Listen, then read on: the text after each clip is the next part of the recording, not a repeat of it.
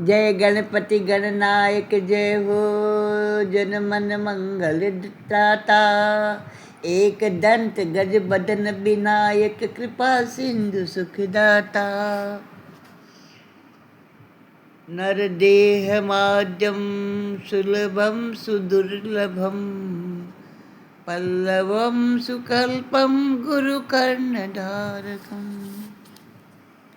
ये मनुष्य शरीर समस्त शुभ फलों की प्राप्ति का मूल है। हमने जो शुभ शुभ कर्म किए हैं, ये उसे फलों की प्राप्ति है। ये मानव देह अनंत दुर्लभ होने पर भी हमें सुलभ हो गया है। संसार सागर से पार होने के लिए ये मजबूत नौका है, जिसके शरण ग्रहण मात्र से ही गुरुदेव जो है केवट बन करके पतवार का संचालन करने लगते हैं। उनके स्मरण मात्र से ही वायु जो है अनुकूल रूप से बहने लगती है और हमें लक्ष्य की ओर बढ़ाती है। इतनी सुविधा होने पर भी जो मनुष्य शरीर के द्वारा इस संसार सागर से पार होने का प्रयत्न नहीं करता, वह तो अपने ही हाथों से अपनी आत्मा का हनन करता है। सुखदेव जी कहते हैं, हे राजन, आत्मा को ये शरीर बंधन में रखती है। शरीर तो जड़ है, आत्मा चेतन है। फिर ये आत्मा शरीर के बंधन में कैसे हो सकती है?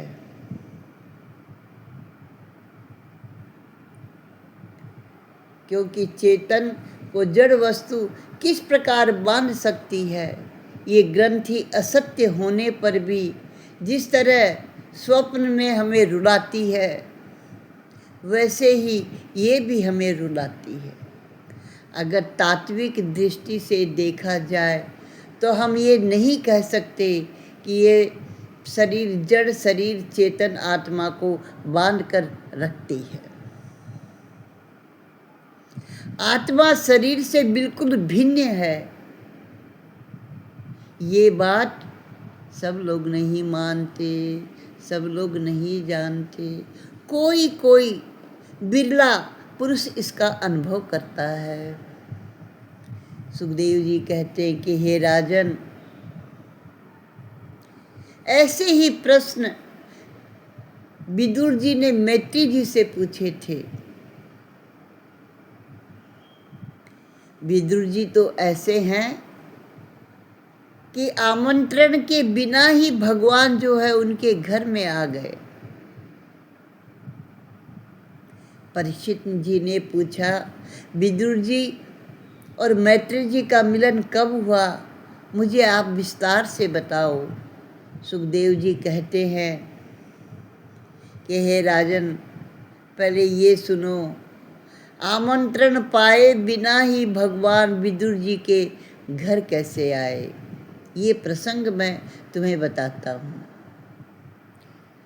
धृतराष्ट्र ने पांडवों को लाक्षागृह में जला देने का प्रयत्न किया।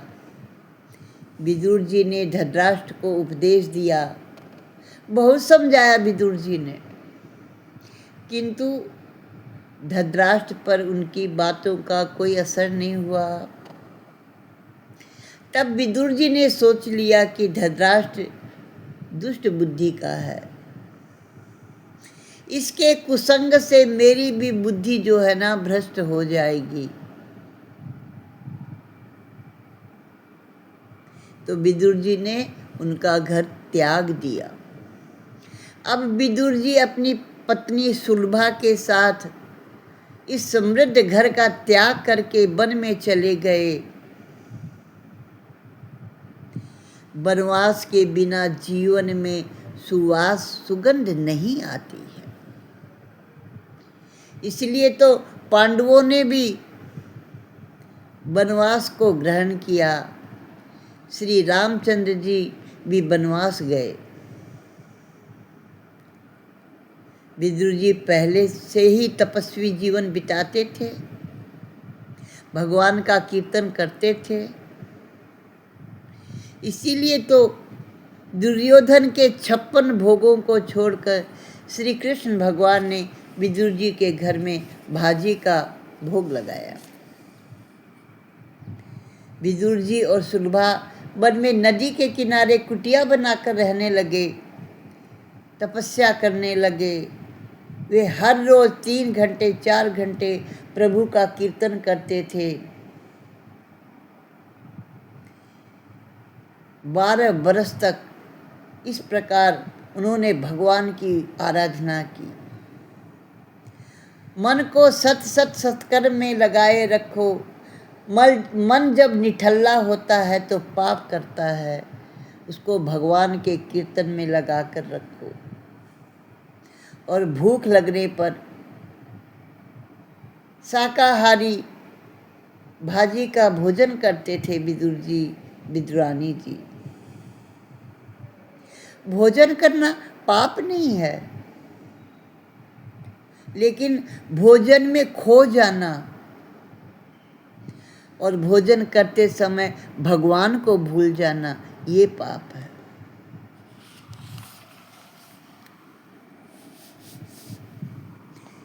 विदुर जी ने सुना कि द्वारिकानाथ संधि कराने के लिए हस्तिनापुर आ रहे हैं।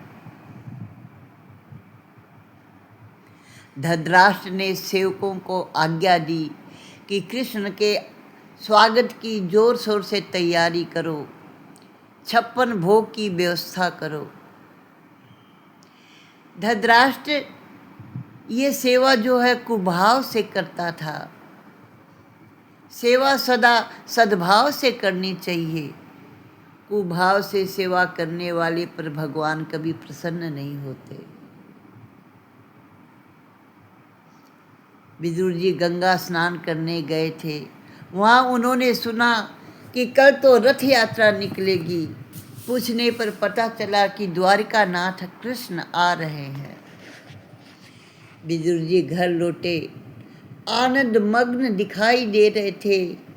उनकी पत्नी ने पूछा, क्या बात है, आज तो आप बड़े खुश दिखाई दे रहे हैं। विदुर जी ने कहा, सत्संग में सारी बात बताऊंगा। मैंने कथा में सुना है कि जो 12 वर्षों तक सत्कर्म करता है तो भगवान उस पर कृपा करते हैं। 12 वर्ष तक एक ही स्थान में रह कर के ध्यान करने वाले को प्रभु दर्शन देते हैं। मुझे लगता है कि द्वारिकानाथ दुर्योधन के लिए नहीं, वो हमारे लिए आ रहे हैं। विदुर जी कहते हैं, हे देवी, तुम्हारी तपस्या का फल मिलेगा। कल हम लोगों को परमात्मा के दर्शन होंगे। विदुर जी ने कहा कि जब मैं कृष्ण को वंदन करता हूँ तो वो मुझे चाचा कहकर पुकारते हैं, तो मैं उनसे कहता हूँ कि मैं तो अधम हूँ प्रभु, आपका दास हूँ, मुझे चाचा मत कहो। जीव जब नम्र होकर प्रभु की शरण में जाता है तो ईश्वर उनका सम्मान करते हैं। सुलभा कहते ही है कि वे आपके परिचित हैं, तो उनको हमारे घर पधारने का न्योता दीजिए ना। मैं तो भावना से रोज भगवान को भोग लगाती हूँ। अब मेरी ये इच्छा पूरी हो जाए कि मेरी दृष्टि के समक्ष ही प्रत्यक्ष रूप से वो भोजन करे। विदुर जी कहते हैं कि मेरे आमंत्रण को अस्वीकार तो वो नहीं करेंगे, किंतु इस छोटी सी झूपड़ी में हम उनका आदर सत्कार कैसे करेंगे। उनके आगमन से हमें तो आनंद होगा, लेकिन हमारे प्रभु को कष्ट होगा। हमारे प्रभु जो है 56 भोगों का प्रसाद ग्रहण करेंगे। धृतराष्ट्र के यहाँ उनका भली भांति स्वागत होगा। हमारे पास तो भाजी के सिवा कुछ भी नहीं है, हम क्या अर्पण करेंगे।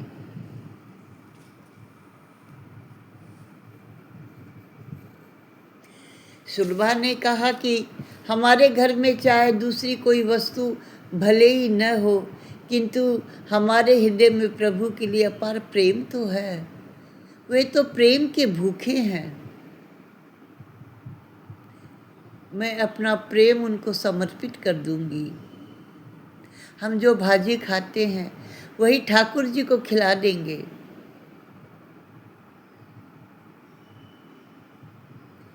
विदुर जी की भांति अतिशय सादगी भरा जीवन जियो।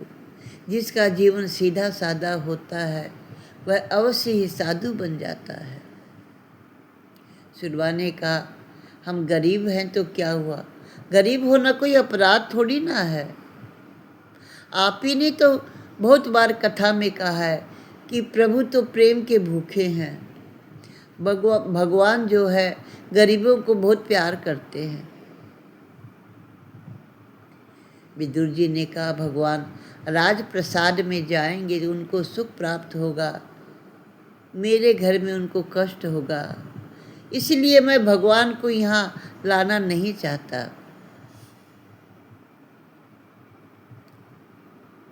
लेकिन सुलभा के हृदय में इच्छा है कि ठाकुर जी घर आएं।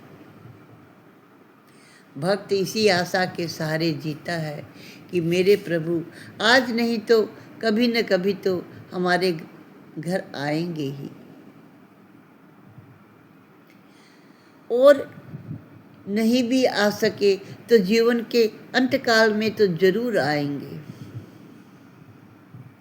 सुलभा सोचती है कि पति जो है संकोचवश आमंत्रण नहीं दे रहे, किंतु मैं तो मन से उनको आमंत्रित करती हूँ।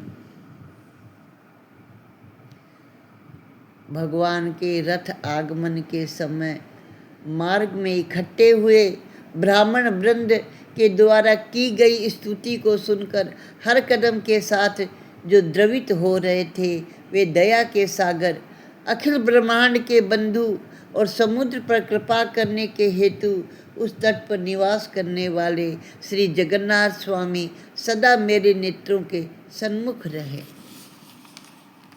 इस प्रकार ब्राह्मण सब भगवान की स्तुति कर रहे हैं। विदुर जी और सुलभा भी रथ को आता देख रहे हैं। विदुर जी सोचते हैं, मेरी ऐसी पात्रता कहाँ कि भगवान मेरे घर आए, किंतु एक नज़र मुझे देखेंगे तो भी मुझे संतुष्टि हो जाएगी। लोगों की भीड़ में से रथ आगे बढ़ रहा था। प्रभु की आंखें तो नीचे की ओर देख रही थी। विदुर और सुलभा जी ने भी भगवान के दर्शन किए। श्री कृष्ण भगवान ने भी विदुर चाचा जी को देखा। विदुर जी कृतार्थ हो गए। चलो मेरी और भगवान ने दृष्टि की, भगवान का दिल भर आया। भगवान सोच रहे थे, मेरे विदुर ने जाने कब से मेरी प्रतीक्षा की है। सुलभा को लगा मेरे प्रभु मेरी ओर देखकर हंस रहे हैं। मेरे प्रभु ने मेरी ओर देखा। भगवान जानते हैं कि मैं विदुर की पत्नी हूँ, इसलिए उन्होंने मुझ पर भी दृष्टिपात किया।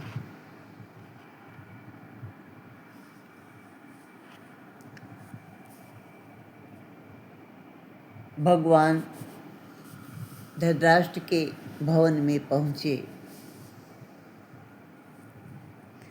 हस्तिनापुर भगवान पहुँच गए। वहाँ धृतराष्ट्र और दुर्योधन ने प्रभु के स्वागत के लिए 1 महीने से तैयारी की थी। प्रभु का आगमन हुआ। प्रभु ने धृतराष्ट्र दुर्योधन को बताया कि मैं द्वारका के राजा की हैसियत से नहीं, अपितु पांडवों का दूत बनकर आया हूँ। पांडवों का नाम सुनते ही दुर्योधन ने भगवान का अपमान कर दिया। दुष्ट दुर्योधन ने भगवान का अपमान करते हुए कहा कि भीख मांगने से राज्य नहीं मिलते माधव। सुई की नोक रखी जा सके उतनी भूमि भी मैं पांडवों को कभी नहीं दूंगा। मैं युद्ध के लिए तैयार हूँ। उस दुष्ट ने श्री कृष्ण भगवान की एक बात नहीं मानी। संधि कराने के अनेक प्रयत्न में श्री कृष्ण सफल न हो सके। धृतराष्ट्र ने भगवान से कहा, इन भाइयों के झगड़े से आप दूर रहें वही अच्छा है। आपके लिए 56 भोग तैयार हैं, आराम से आप भोजन कीजिए।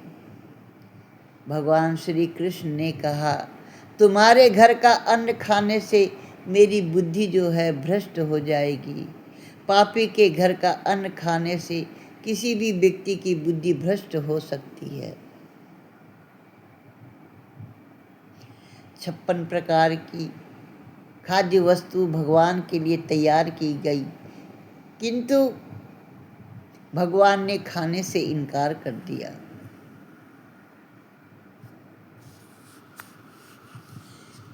सभा में बैठे और राजाओं ने सोचा कि कृष्ण हमारे घर पधारेंगे, हमारे घर भोजन करेंगे, लेकिन भगवान ने किसी की बात नहीं सुनी। ब्राह्मणों ने भी सोचा भगवान शायद हमारे घर चले, लेकिन उन्होंने ब्राह्मणों को भी निराश किया।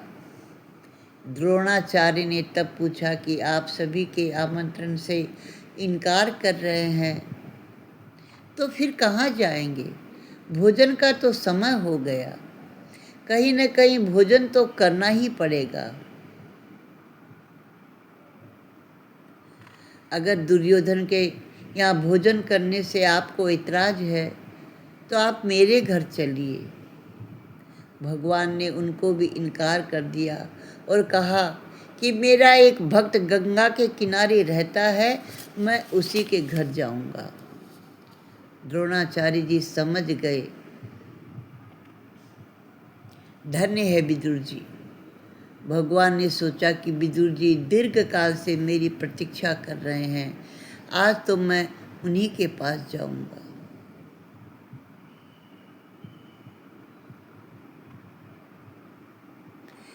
आज सुरबा के हृदय की बड़ी कातरता और आर्द्रता की सेवा प्राप्त करने के लिए भगवान उनकी प्रार्थना सुन कर के विदुर जी के घर भगवान पहुंच गए।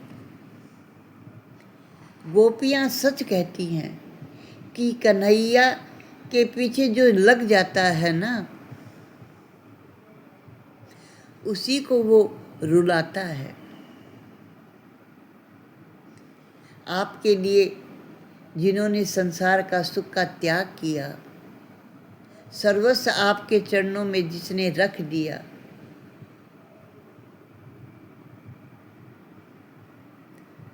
आप उन्हीं को रुलाते भी हैं और उन्हीं के आप प्रिय भी बन जाते हैं। कीर्तन भक्ति श्री कृष्ण भगवान को बहुत प्रिय है। सूरदास जी भजन करते हैं तो श्री कृष्ण आकर के उनके हाथ में तंबूरा देते हैं।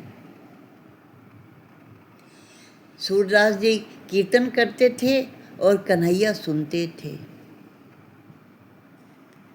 नाहं वसामि वैकुंठे योगिनां हृदयेन च मद्भक्ता यत्र गायन्ति तत्र तिष्ठामि नारद। भगवान नारद जी से कहते हैं, न तो मैं वैकुंठ में वास करता हूँ, न योगियों के हृदय में। मैं तो वहीं पर रहता हूँ जहाँ मेरा भक्त आर्द्र भाव से मेरा कीर्तन करते हैं। झोपड़ी में विदुर जी सुलभा भगवान के नाम का कीर्तन कर रहे हैं, किंतु वे नहीं जानते कि जिसका वह कीर्तन कर रहे हैं वह आज साक्षात उनके द्वार पर खड़े हैं। मनुष्य का जीवन पवित्र होगा तो भगवान बिना आमंत्रण के ही उनके घर पहुंच जाते हैं। जो परमात्मा के लिए जीते हैं ना, उसके घर परमात्मा अवश्य आते हैं, स्वयं आते हैं। बिना बुलाए ही भगवान आज विदुर जी के द्वार पर खड़े हैं। कड़ी भूख लगी है भगवान को। भगवान सोच रहे थे कि कब इसका कीर्तन समाप्त होगा। भगवान खड़े खड़े उनके कीर्तन समाप्त होने की प्रतीक्षा कर रहे हैं। विदुर सुलभा का जीवन तो प्रभु के लिए था। अंत में व्याकुल होकर श्री कृष्ण ने झोपड़ी का द्वार जोर जोर से खटखटाया और कहा, चाचा जी मैं आ गया हूँ, कीर्तन करना बंद करो। कीर्तन करो तो ऐसा करो कि भगवान स्वयं आकर तुम्हारा द्वार खटखटाए।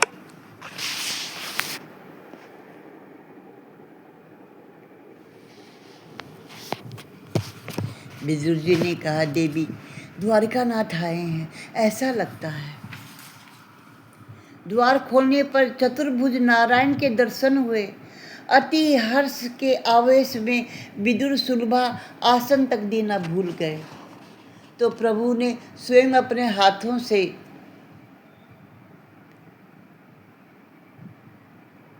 दर्भासन उठा करके बिछा लिया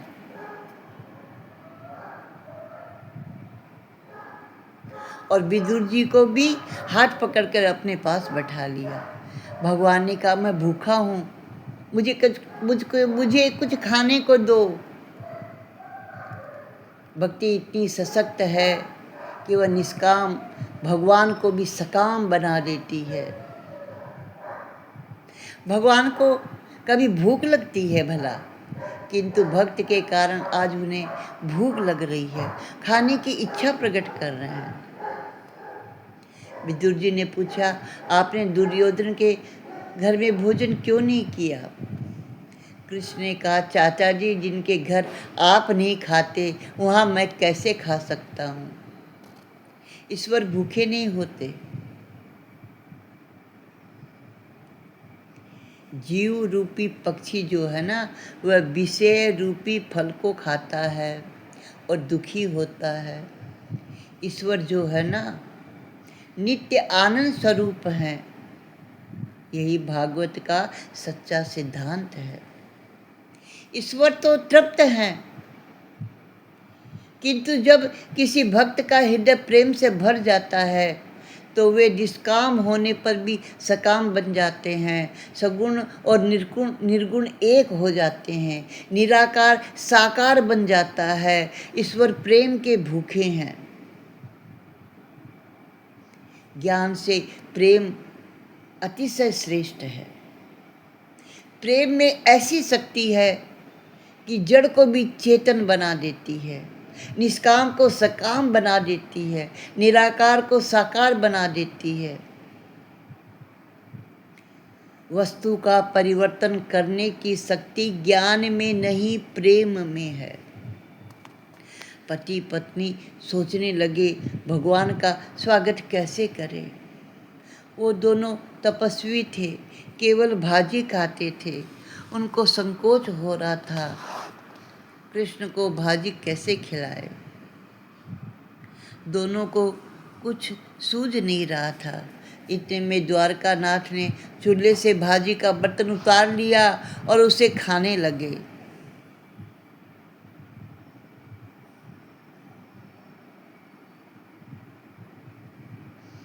स्वाद और मीठापन जो है ना, वस्तु में नहीं प्रेम में है। शत्रु की हलवा पूरी भी विष के समान लगती है।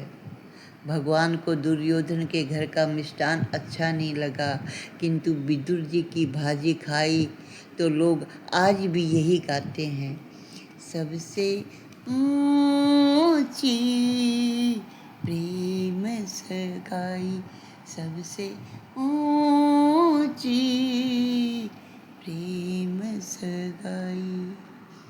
दुर्योधन का मेवा त्यागा, साग विदुर घर खाई।